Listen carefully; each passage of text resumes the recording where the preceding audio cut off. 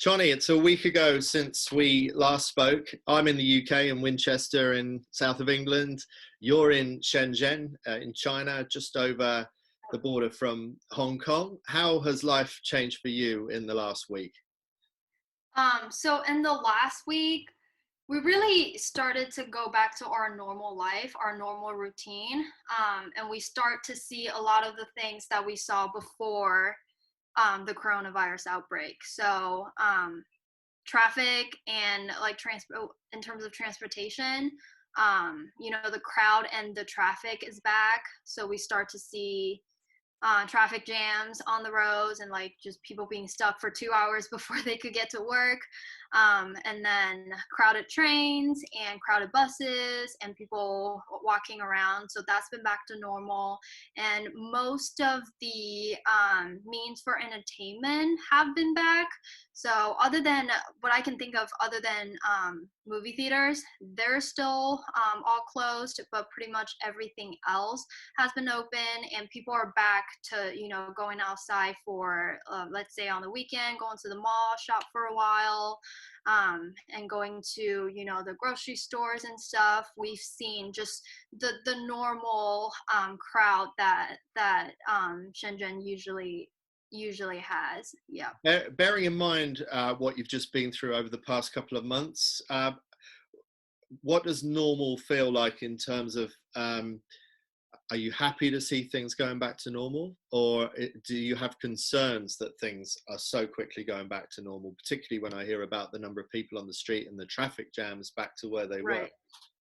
Yeah, I think it's a really complicated feeling, honestly, at this point. So I'm really happy that things are back to normal, just because it's just what we were all used to, and I think just like people our generation are used to. So seeing people on the street, people still, the city is lively because Shenzhen is really a big city. So seeing everything back open with lights on, that's really exciting, honestly.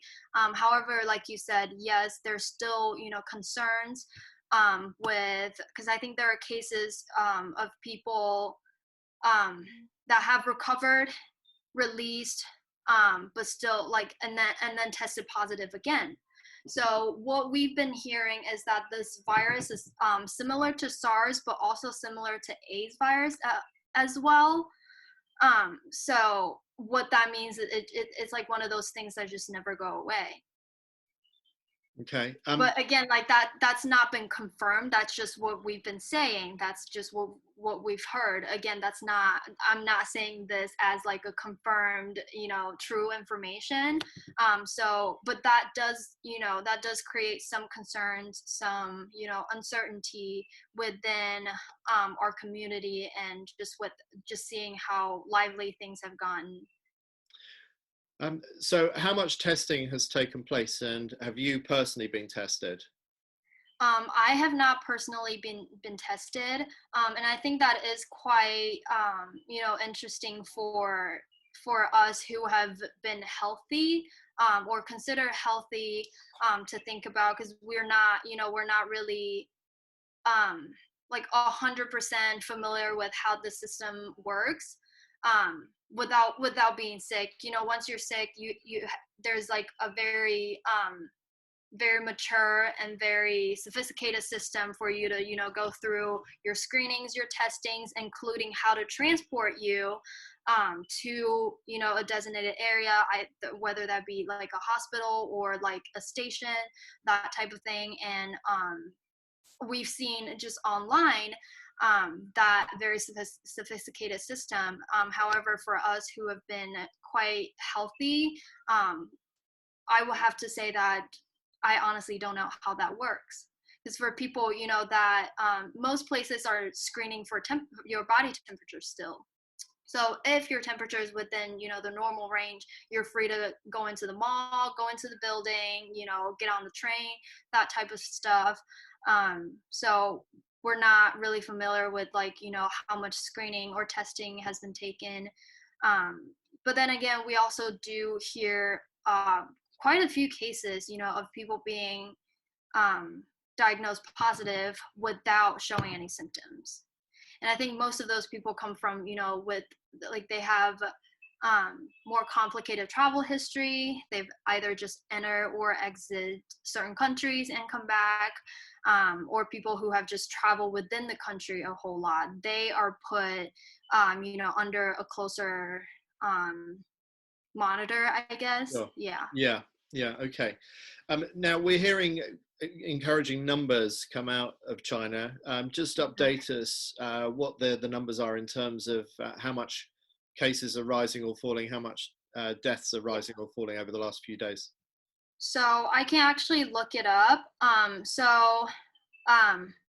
as you guys probably all know, but WeChat does literally everything. So WeChat, it's a little bit, for those that don't know, it's a little bit like WhatsApp, but it's combined with PayPal and Facebook. WeChat, you pretty much run your lives through WeChat on your Right. mobile phone, right?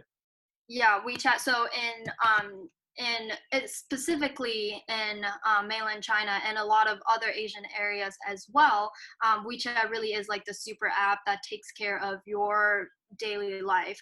So with the coronavirus outbreak, they were nice enough to come out with the like sort of like an update feature as well. So you can I'm not sure if you can see this very clearly. A little bit.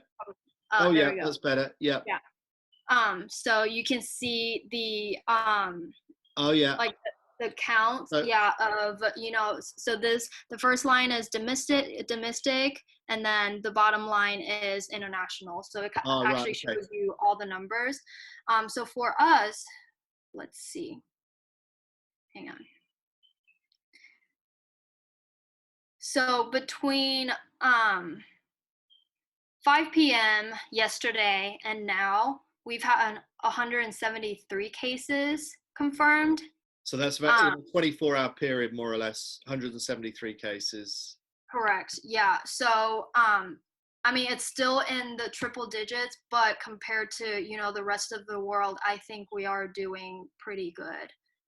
Unfortunately, but fortunately. Yeah. Yeah, no, I get what you mean. Right.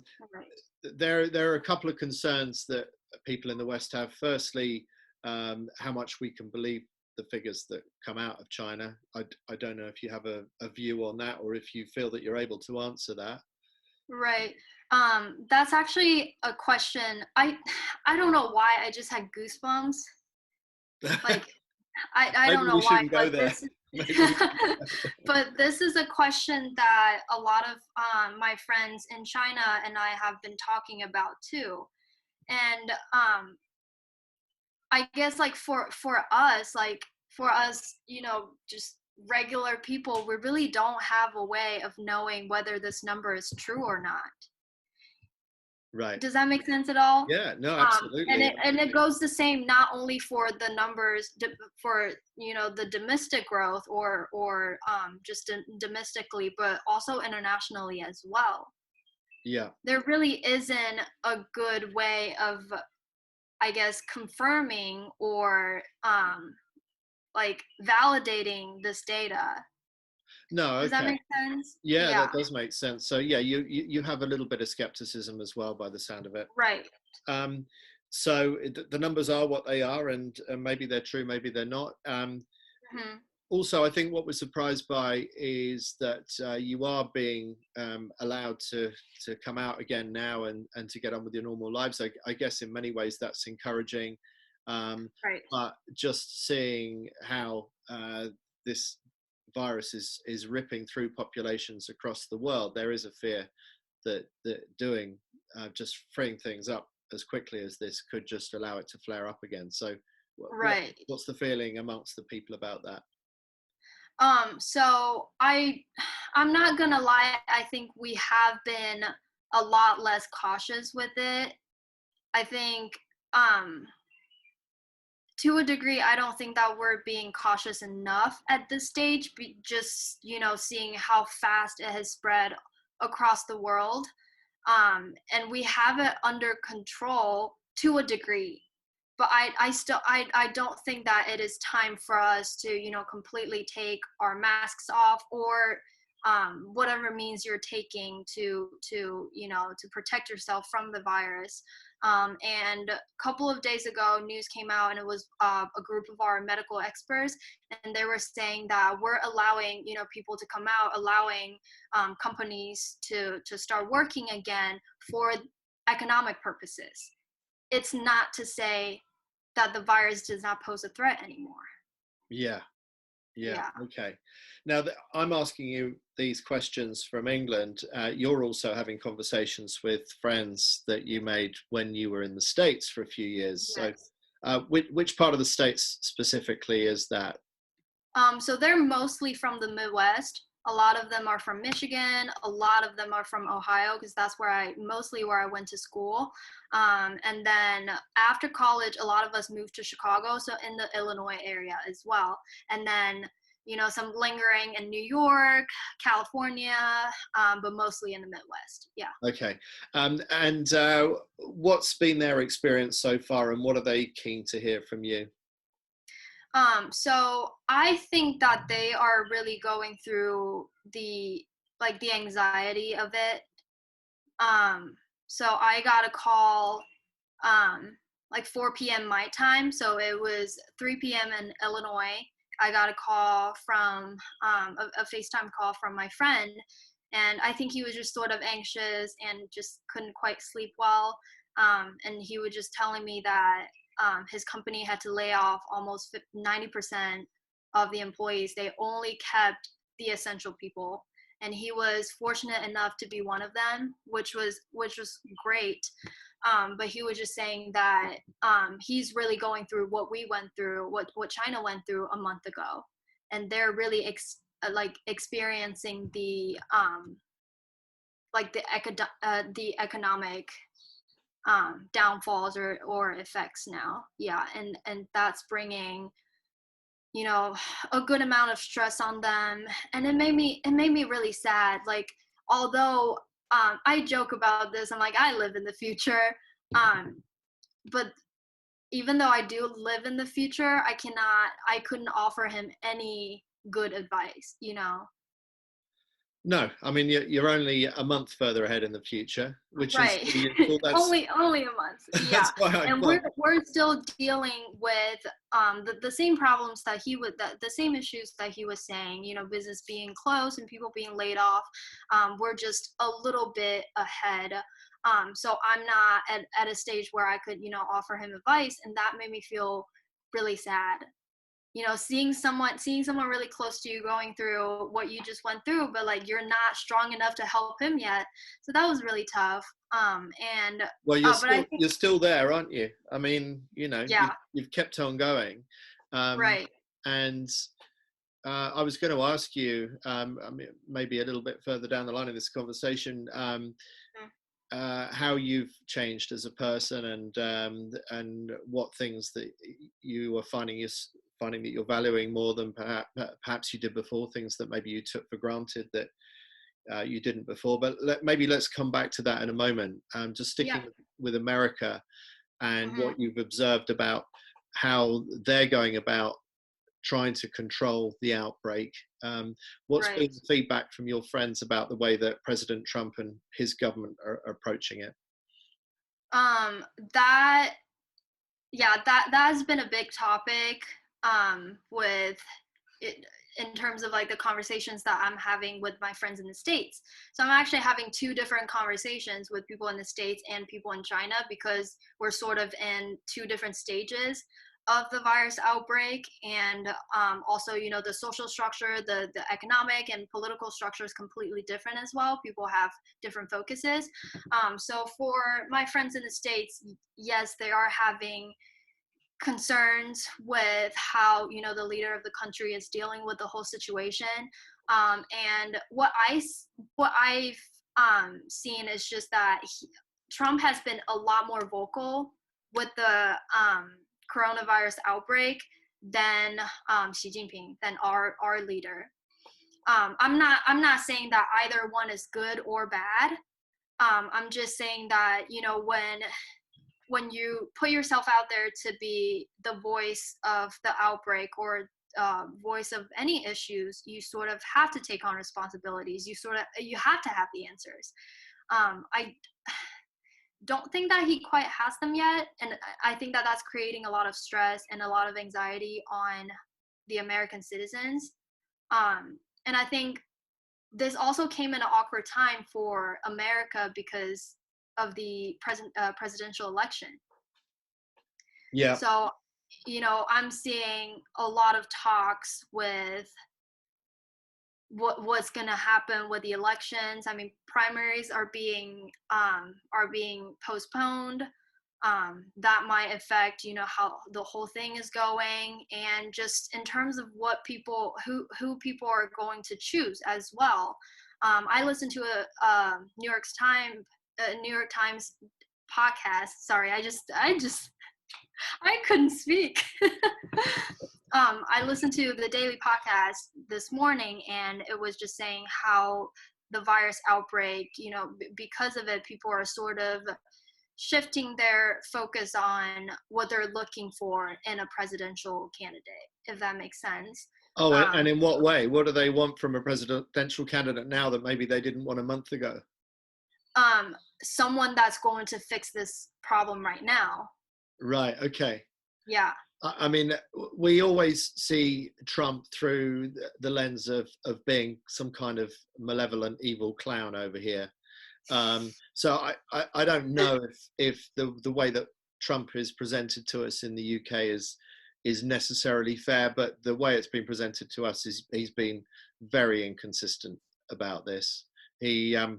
started out by referring to COVID-19 as the Wuhan virus, and Right. Yeah. very And much then the playing up. Chinese virus. Yes, yeah, Right. they're using it for political means, Right. Yeah. and then pretty much denying that it existed, that it was a hoax, Hmm. and then that oh, we'll have dealt with this, this will be no problem. We'll bat this out the way. Once the summer sunshine comes out, that will be the end of it, kind of thing. Right. Yeah. It seems his focus has been to limit the economic damage rather than Mhm. limit the damage to life. That's correct. Yeah. So you've got two variations of strongman leadership. You're living under one with President Xi Hmm. um, in China, and there's another form of so-called strongman. He thinks he's a strongman. He keeps on telling us that he is. Therefore, You're much more blunt than I am. well, I'm yes. It's easy for me to say because I'm sitting here, but um, bearing in mind, well, what you've just said about what the American people are looking for in a leader now under these circumstances.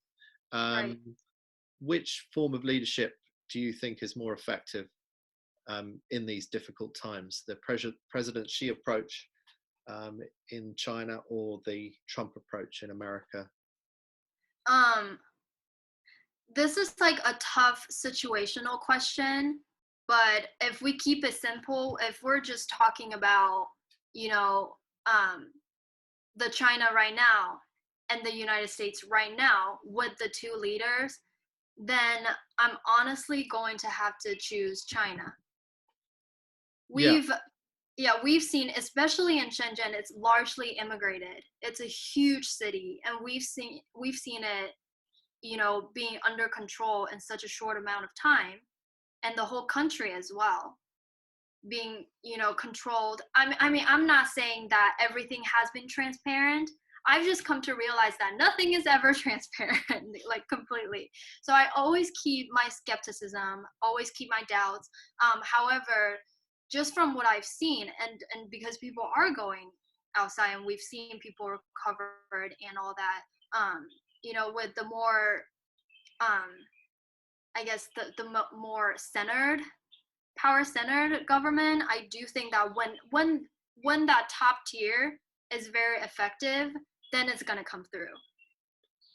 and unfortunately, I think you're right. I think tough Right. times call for tough leaders. This is what we're seeing change in the UK, Yeah. and our government is about to allow itself a number of powers that normally it wouldn't be allowed to have unless we were going through some major wartime crisis. Right. So other members of parliament are rightly asking the question, yes, okay, I understand why you need to bring in these powers now, but how sure can we be that you'll take these powers away as and when the coronavirus problem has been eradicated. That's the Right. danger, is once you vote these powers in, how do you ever get rid of them further down Yeah, the line? right. Yeah, exactly.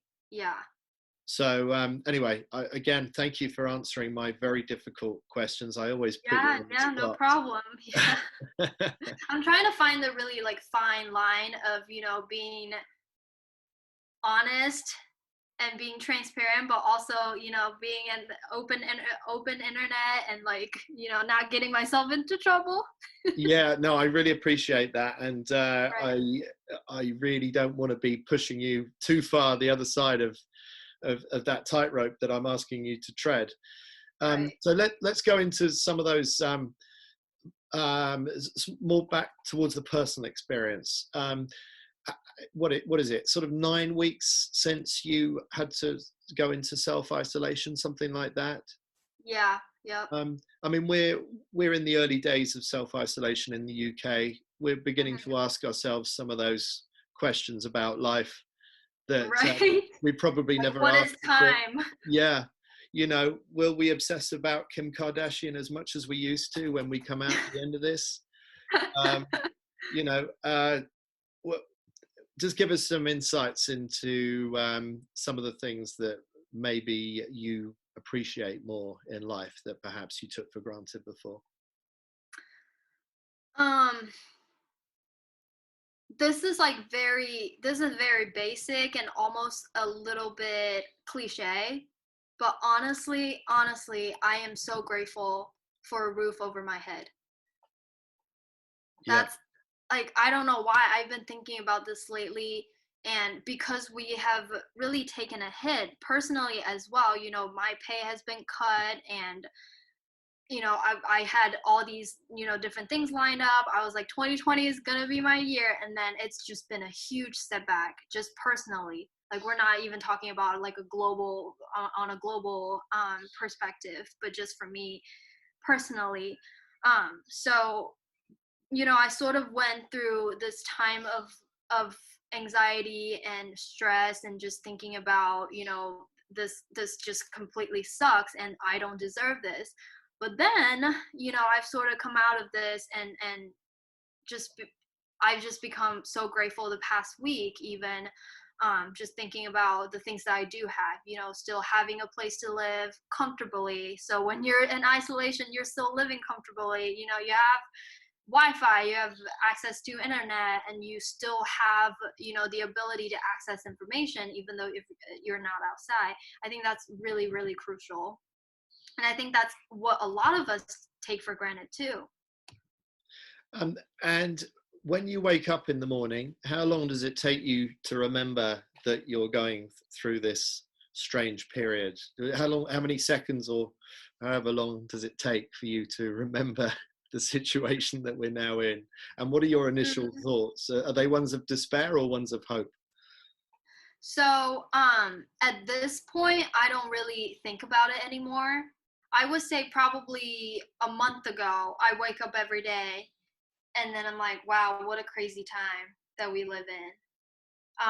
But now, since things have, more or less gone back to normal, I don't really think that anymore. Like, I wake up thinking that it's a normal day. Yeah, you've got used to this new Which normality. Right, yeah, which is also something that I've been grateful for, that I honestly didn't even think about until you just asked that question, because I don't wake up thinking what today is going to look like anymore. Right. Okay. Well, I hope that maybe that's a good thing, but I'm not sure.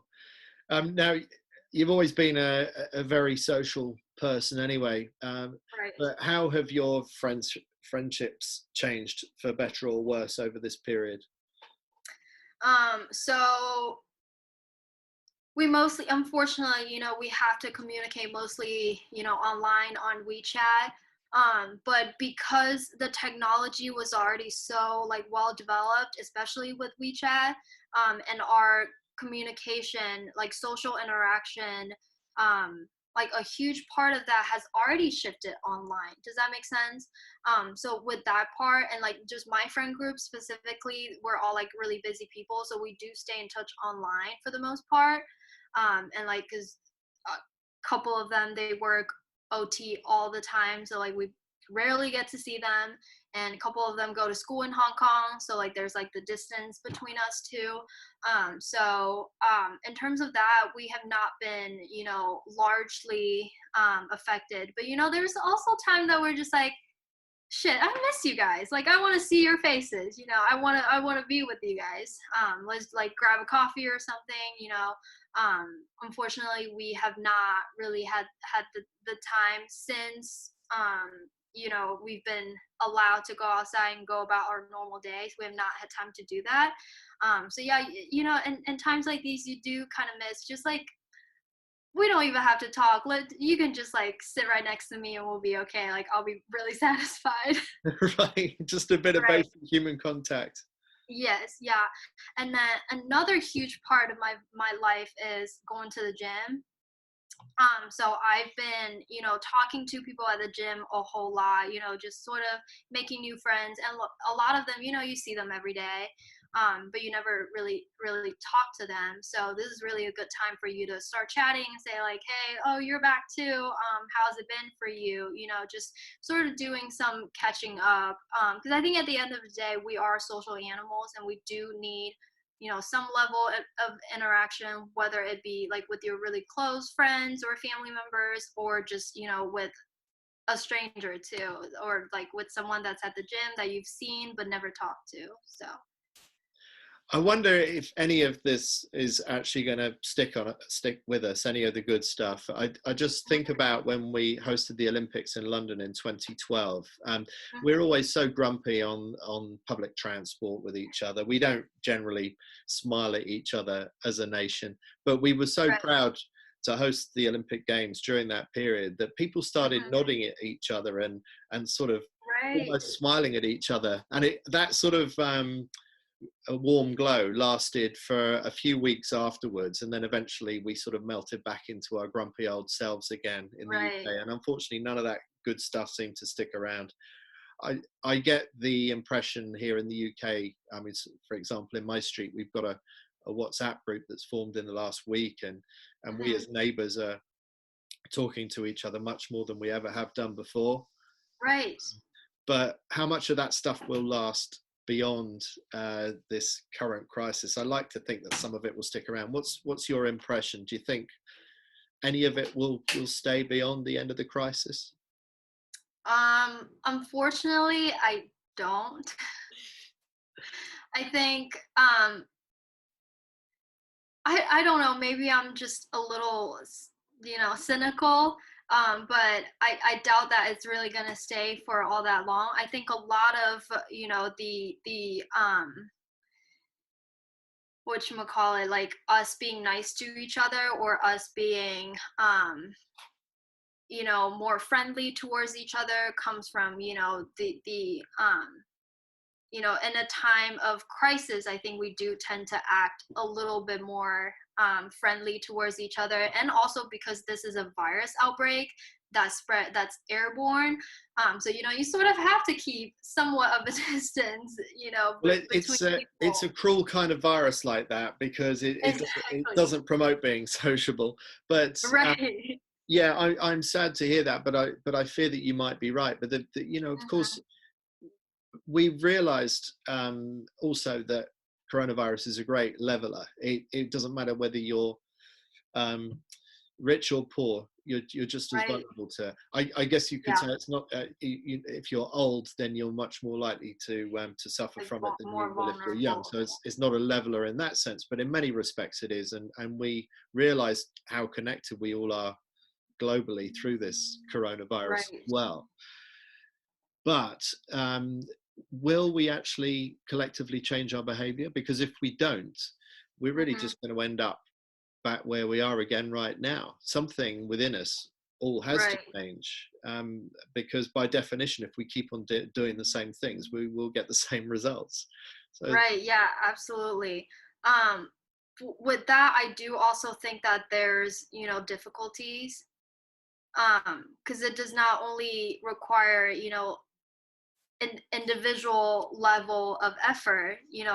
Obviously for us, we have to do better, either with, the environment, keeping your trash and your compost separate than your other, and doing your recycling, that type of stuff, that's all from our individual effort. That's definitely necessary. And I've had been thinking about that too. Like, really do think I need to do better as well at that. But again, I think that's also, there's also effort required from larger groups of people. Either it be like a really big corporations, government, or any sort of, collective groups for them to make effort as well. So I think it's going to be tough. Yeah, well, let's see. Let's see. At this stage, we're sort of going through the early stages of it in the UK, and we're beginning to reappraise who the stars and the sort of the celebrities in our lives are. I think Right. I like to think that it's going to be the health workers, the doctors and the nurses, and the scientists that are rapidly trying to discover the vaccine for this virus, that they'll become the new stars, Right. and that we won't be so enthralled to sports stars and to pop stars and whatever else. But I fear that probably, our sort of reappraisal of who our heroes are will probably also change back to Right. the way that it was quite quickly. But anyway, I don't Yeah. want to be too Maybe for a little bit, but then yeah, yeah. unfortunately. Hopefully we're just, more on the cynical side, but things will get better. That's what I'm thinking. Yeah, we're a couple Right. of gloomsters right now, aren't we? But Yeah. in terms of um, it's good to see that you've remained in good spirits, and it's good to see that there are chinks of light appearing for you in your life, and that you're not going to be as isolated as you were. That's good Right. for you, and it's Yeah. good news for us. It gives Yeah. us hope. Right. Yeah. I really hope that this is like our pattern, what we've experienced will be what you guys experience. Well, maybe even in a shorter time span. I'm hoping. We will see. Choni, thank you Yeah. very much. Great to check in with you again. I would love Yeah. to do Nice it again catching up with sometime you. soon. Yep. All right. You take care, and we'll catch up again. Sounds good. Bye, guys.